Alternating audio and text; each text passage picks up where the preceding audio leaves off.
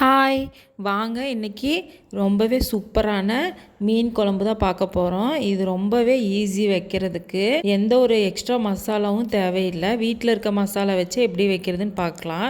நம்ம இப்போ குழம்பு வைக்க ஸ்டார்ட் பண்ணுறதுக்கு முன்னாடி ஒரு பாத்திரத்தில் 50 கிராம் புளி எடுத்து நல்லா கரைச்சிட்டு அதில் 2 தக்காளி உப்பு போட்டு இந்த மாதிரி நல்லா கரைச்சிக்கோங்க. நம்ம வீட்டில் அரைச்ச மிளகாத்தூள் 1.5 டேபிள் ஸ்பூன் ஆட் பண்ணியிருக்கேன். 2 பச்சை மிளகா கீரி போட்டிருக்கேன். இந்த மாதிரி ரெடி பண்ணி வச்சுட்டு அதுக்கப்புறம் நம்ம குழம்பு வைக்கிறதுக்கு ஸ்டார்ட் பண்ணலாம். இப்போ மண்சட்டி அடுப்பில் வச்சுருக்கேன். மண்சட்டி ஹீட் ஆனதும் ஒரு 4 ஸ்பூன் ஆயில் ஊற்றணும். ஆயில் ஊற்றுனதுக்கப்புறம் வெந்தயம், சீரகம், கடுகு இது 3 ஒரு ஹாஃப் ஸ்பூன் போட்டுக்கோங்க. அது நல்லா பொரிஞ்சதுக்கப்புறம் சின்ன வெங்காயம் இருந்தால் ஆட் பண்ணிக்கோங்க. சின்ன வெங்காயம் இல்லைன்னா பெரிய வெங்காயம் நான் போட்டிருக்கேன். பெரிய வெங்காயம் கருவேப்பிலை இது ரெண்டும் நல்லா வதங்கணும். ஒரு நல்லா ப்ரௌன் கலர் வர வரைக்கும் வதக்கிக்கோங்க. பாருங்கள் இப்போ இந்த அளவுக்கு வதங்கியிருக்கணும். இந்த அளவுக்கு ப்ரௌன் கலர் ஆனதுக்கப்புறம் இப்போ நம்ம ரெடி பண்ணி வச்சுருக்க குழம்பு ஆட் பண்ணிடலாம். ஆட் பண்ணிவிட்டு மூடி வச்சுட்டு ஒரு 5 மினிட்ஸ் நல்லா கொதிக்கட்டும். பாருங்கள் நல்லா கொதிச்சிட்ருக்கு. இந்த குழம்பு நல்லா கொதித்து லைட்டாக கொஞ்சம் திக்காகணும். இந்தளவுக்கு திக்கானதுக்கப்புறம் இப்போ நம்ம மீனெல்லாம் ஆட் பண்ணிடலாம்.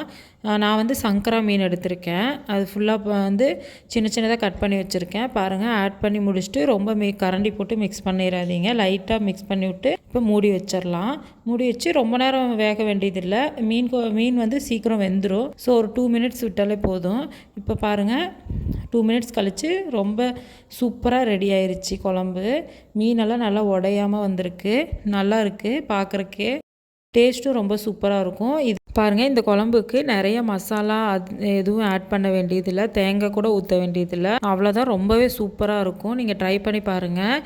இட்லி தோசை கூட வச்சுக்கலாம். நல்லா சூப்பரான அட்டகாசமான ஒரு டேஸ்ட்டாக இருக்கும். ட்ரை பண்ணி பாருங்கள். ட்ரை பண்ணி பார்த்துட்டு எப்படி இருந்துச்சுன்னு கமெண்ட்டில் சொல்லுங்கள். அவ்வளோதான். இன்னும் நிறைய வீடியோஸ் நான் அப்லோட் பண்ணுறேன். உங்களுக்கு என்னோடய வீடியோஸ் பிடிச்சிருந்தா என்னோடய சேனலுக்கு சப்ஸ்கிரைப் பண்ணுங்கள். மறக்காமல் லைக் பண்ணுங்கள். உங்களுக்கு ஏதாவது டவுட்ஸ் இருந்துச்சுன்னா கமெண்ட்ஸில் சொல்லுங்கள். அவ்வளோதான். தேங்க்யூ.